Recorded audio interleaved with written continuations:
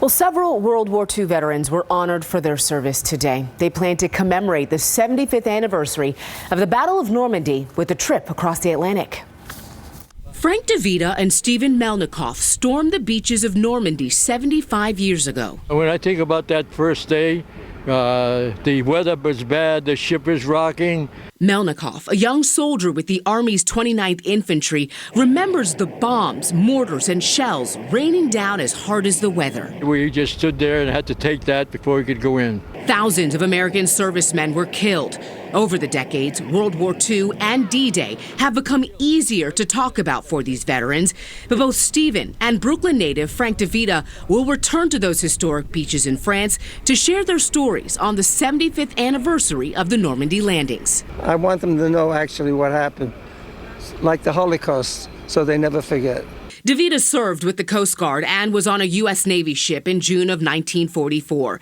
His brightest memory is also his darkest. We did 5 or 6 waves going into Normandy, and the rest of the waves, we took the dead bodies and the wounded back to England.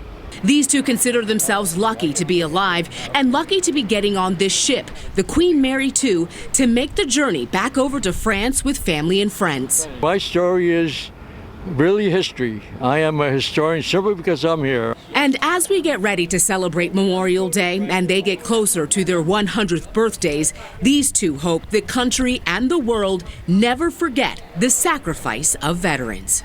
Because of that generation of mine and all those young people that gave their lives to have this kind of a country we have now and a kind of a world we live in.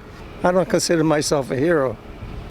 If you go to Colville, there's a cemetery, and there's 9,400 tombstones there. Those are my heroes. They gave their life for their country. No, Frank, you just heard from Bensonhurst, Brooklyn, local guy, and he is taking 75 people with him there to France this weekend, and as they get closer to that anniversary in June, all there to support him as he goes back there to Normandy for the 75th anniversary. So just such a special generation, and we thank them for their service. And we're honored to still have them with us to remind us, and remind us that we still have young men and women in the battle, on the battlefield right now as well. All right, thank you. Great story, Jimmy. Thank you. Hey YouTube, thanks for watching this video from NBC4 New York. You can stay up to date by hitting the subscribe button below me. Also on the left, you can see some of our latest updates, investigations, and features. We'll see you next time.